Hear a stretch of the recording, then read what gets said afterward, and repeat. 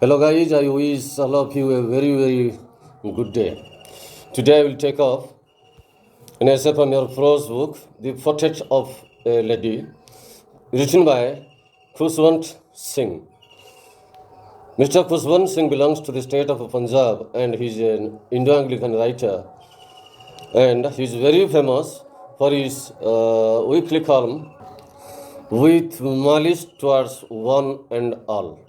And here in this topic, The Portrait of a Lady, he describes about his grandma, whom he loved so much. And this is a very beautiful essay, and you would like it, I hope. Now, let's go into the text. My grandmother, like everybody's grandmother, was an old woman. She had been old and wrinkled for the 20 years that I had known her.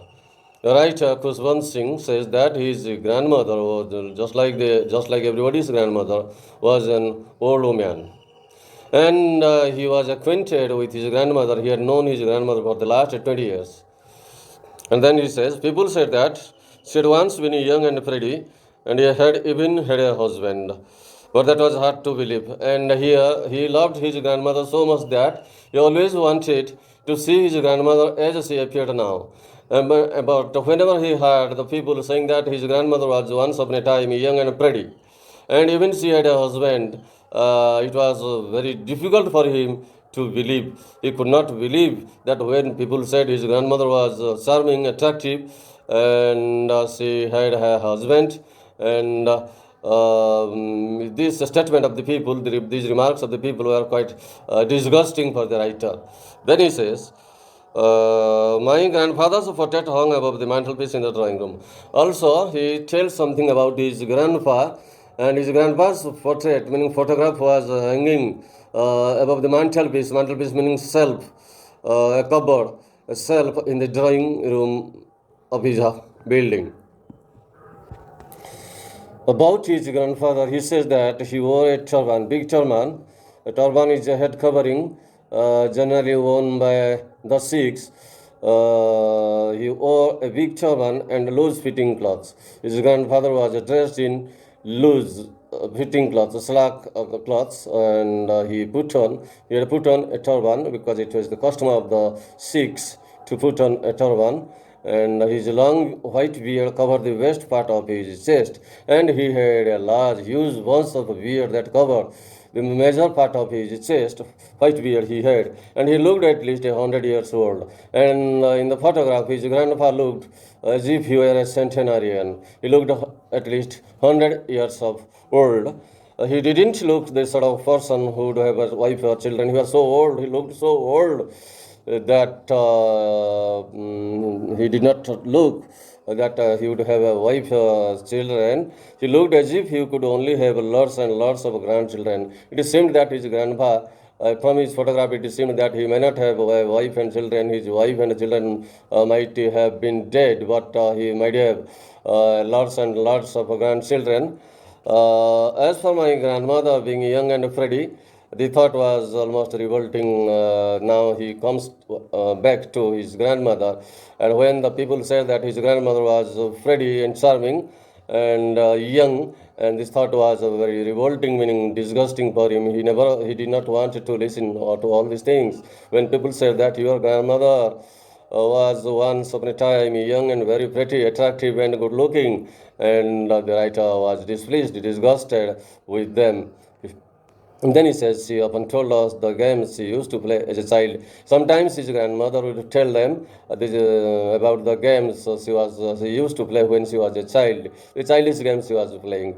And also the writer could not believe that his grandmother used to play childish games when she was a little girl.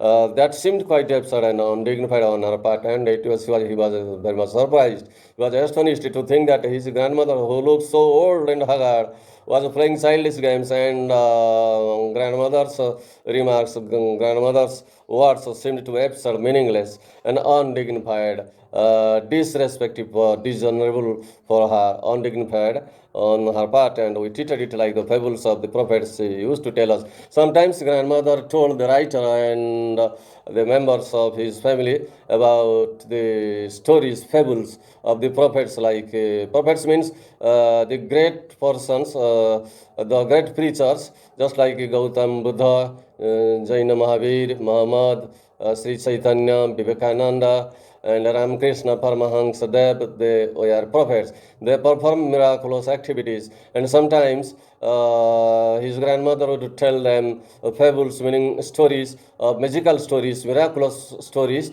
of the prophets. Prophets that she used to tell us.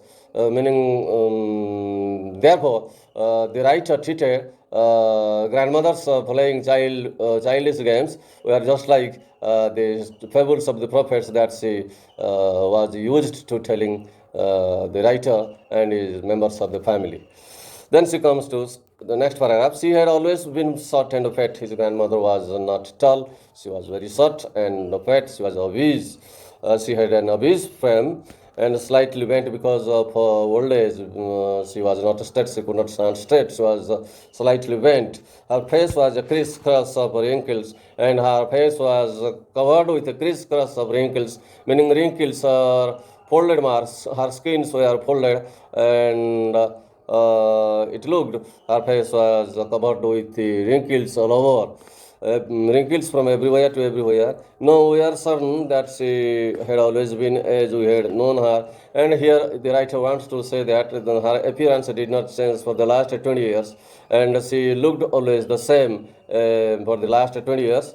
Old, so terribly old that she could not have grown older. And she, according to the writer, his grandmother had reached the last stage, the last rung of old age, and she was horribly old. That she was so old that he could not, sorry, she cannot be older again,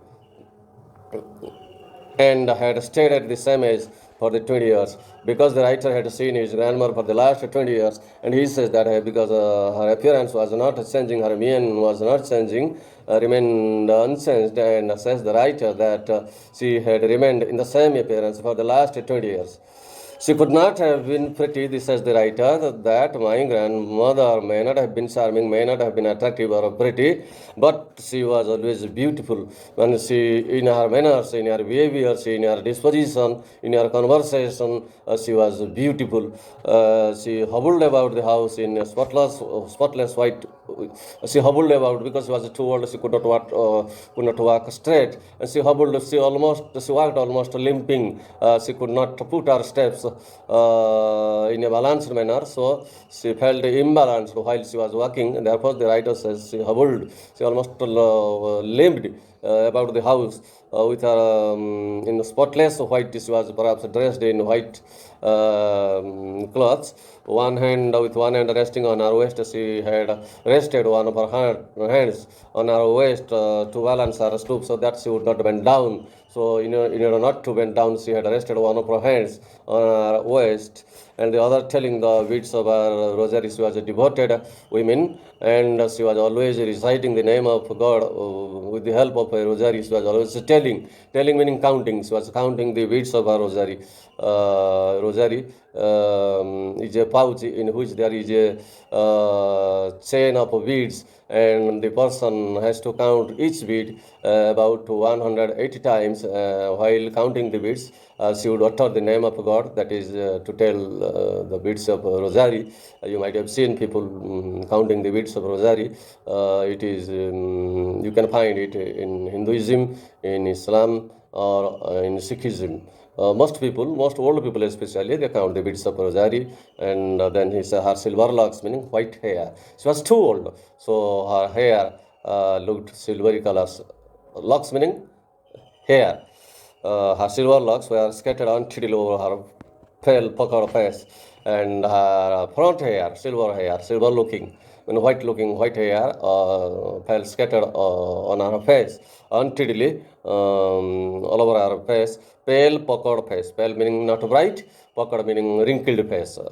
And her lips constantly moved in inaudible prayer. She was always busy praying, but her prayer was not audible. She was not praying loudly. She was silently praying, so her prayer was inaudible. Yes, she was beautiful, but the writer here let's stress that she was beautiful, but though not she was pretty. She was beautiful. She was like the winter landscape in the mountains, and the writer describes he loves his grandmother so much that he says that his grandmother was, he compares his grandmother with the landscape, with the beautiful scenery on the mountains in winter season. She was so beautiful, and the writer so much loved him.